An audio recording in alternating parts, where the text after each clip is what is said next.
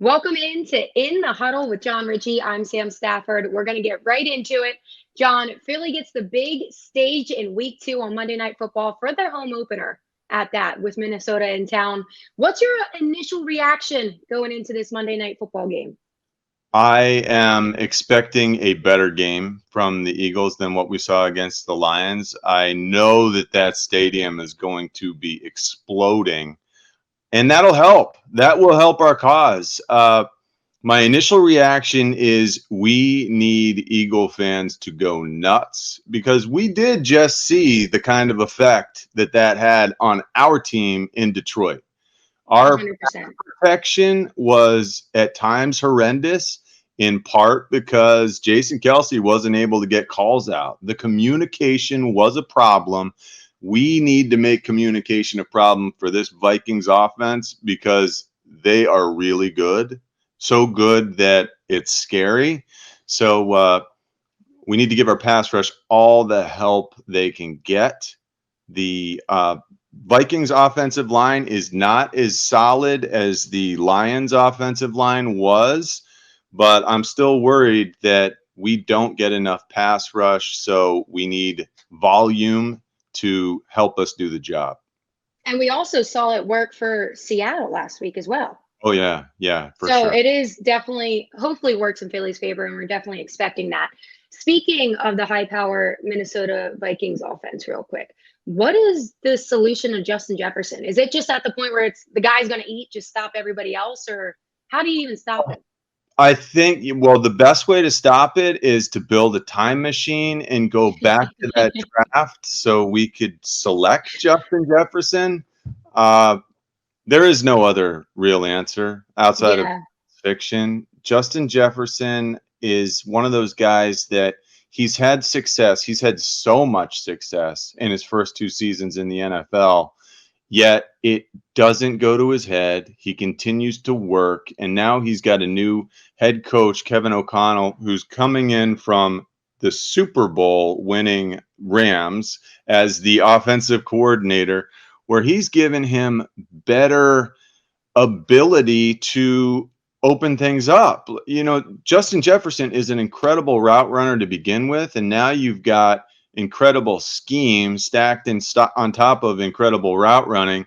And watching that game, Vikings against the Packers, I've never seen someone repeatedly open where there was no one else on the screen. Justin Jefferson, it's like he was one man on a field of, supposed to be 22. He's the only one. He's so good. And I know we have good coverage guys in our secondary. You know, Darius Slay, he had a good game against the Lions. He had great coverage, yet they still completed the touchdown to DJ Chark over him. I don't know how that was done. James Bradbury is an excellent defender. He can, get physical. He's got, great length. I saw our defense play more man coverage than I was accustomed to seeing the year before. So I like that aggressiveness, but I don't know.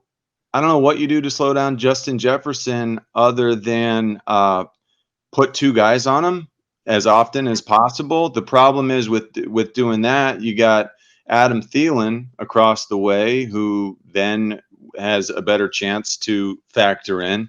And if you decide to go 2 deep safeties, which was like the bane of our existence as fans last year, when the Eagles were going 2 deep safeties all the time because Jonathan Gannon wanted to stop the big play possibility. It's a lot less aggressive, and you're opening things up for the Vikings run game. When you've got 2 guys all the way back there, you've got one less guy in the box to stop Dalvin Cook and Alexander Madison. Like, this is it's a problem. It's a problem how good the Vikings offense presents, and we can only hope that our offense will continue to roll. I believe they will. I think there's going to be a lot of points scored in this game. Yeah, I definitely agree with you there. And Gannon and our secondary really have their work cut out for him on Monday night. But my biggest disappointment looking back at week one was the lack of targets we saw to our offensive, supposed to be one of our key parts of our offense, Devante Smith. He Mhm. only got, what, 4 targets, I think, throughout the entire game. So, how do you see them improving that and getting him more targets in this game? I don't blame Jalen Hurts for throwing the ball to AJ Brown when AJ Brown was open. Even when Oh, AJ Brown 100%. wasn't open, but he was single covered, I'll take that, one-on-one matchup any day. You've got to assume the Vikings are looking at that film and they're saying, "Okay, we're gonna have to help on AJ Brown." So now when they rotate a safety AJ Brown's direction, just like we should do for Justin Jefferson, that'll open things up for Devante Smith. I don't expect he'll have many zero catch days for this Eagles team. Uh, I do expect AJ Brown to continue to make big plays for us, but he won't be like the sole recipient in our receiving offense too often this season. Devante will be fine. He's good, Yeah. good player. He runs great routes, and as long as he's not the type of guy to let that affect him, he won't get discouraged. He'll continue to work, and he'll go out there, and I think he'll be successful against the Vikings. 100% agree with that, especially like you said, they watched the film. AJ Brown's not going to be as open as we expect. So hopefully that gives more opportunity to Devontae Smith. Another young guy, both of us like this guy for this year's draft. He allowed just 2.9 yards per carry when he was in the game against Detroit compared to 10 yards when he was off the field. But we only saw him for 22 snaps during week one. Do you think that we'll see him more on the field this upcoming week, or do you think they're still going to kind of ease him in? They're going really slow with Jordan Davis.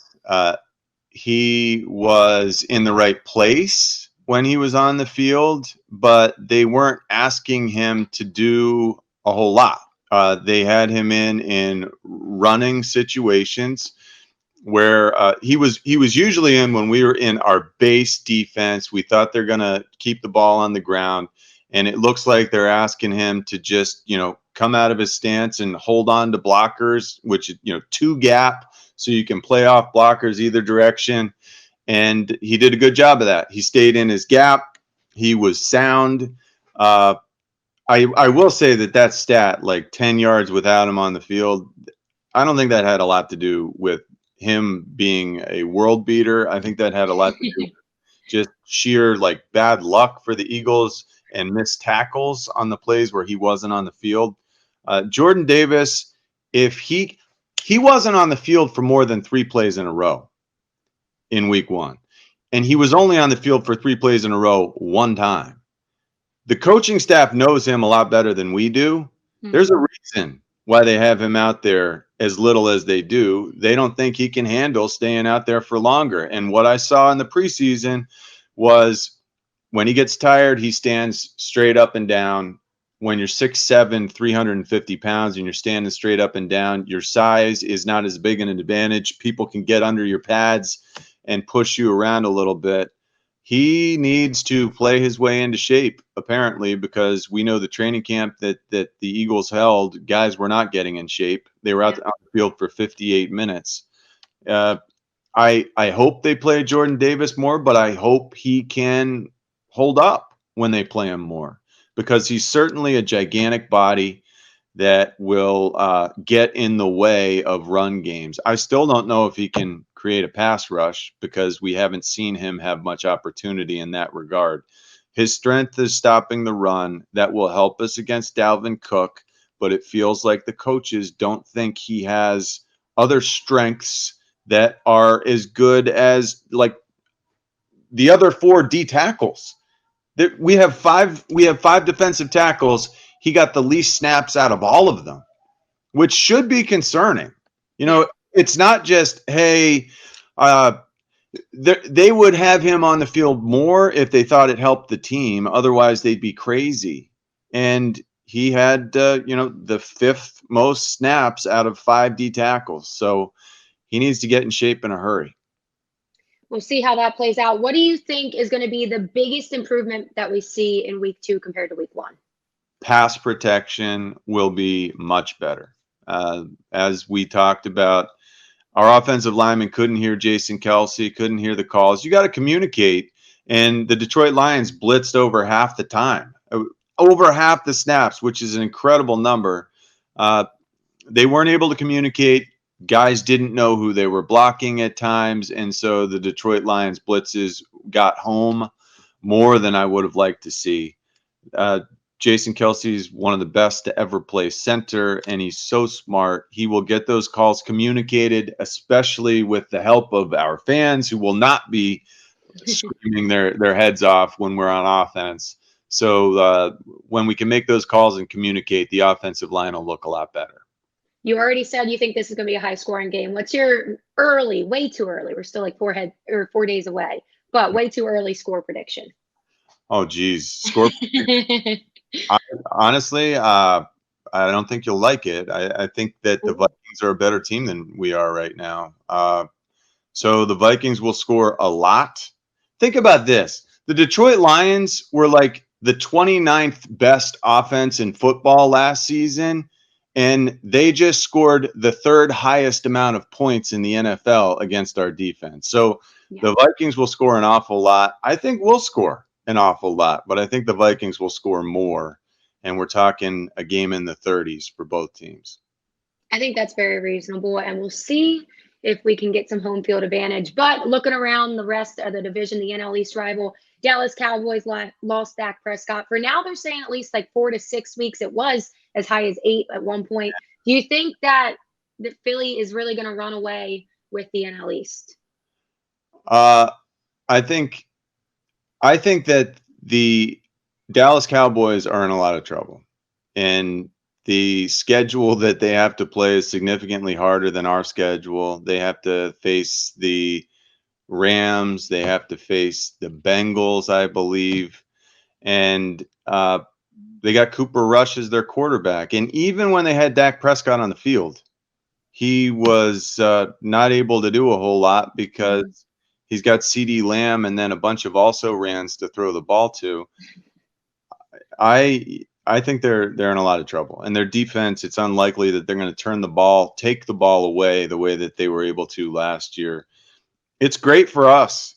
And I feel very confident that we will win the NFC East this season if we can figure our defense out.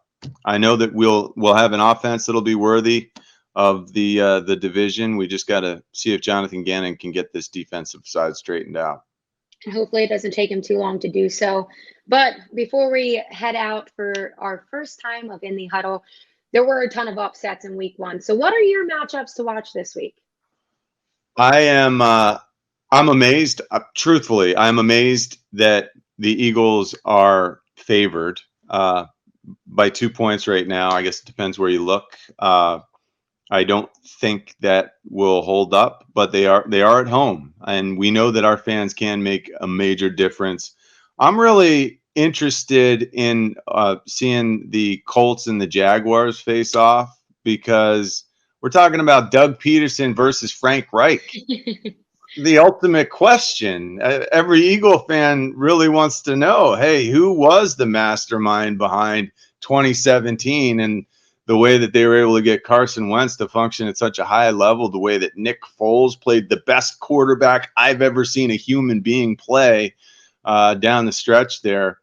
Frank Reich and Doug Peterson, the best of friends facing off.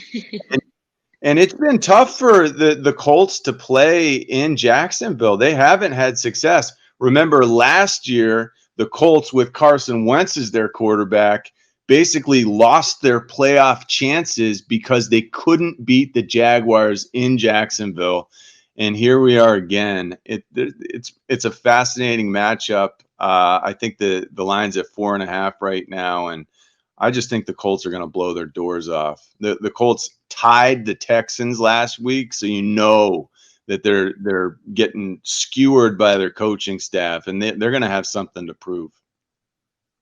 Well, John, thank you so much for that. That's all we have for In the Huddle with Jon Ritchie ahead of week 2 of the NFL season.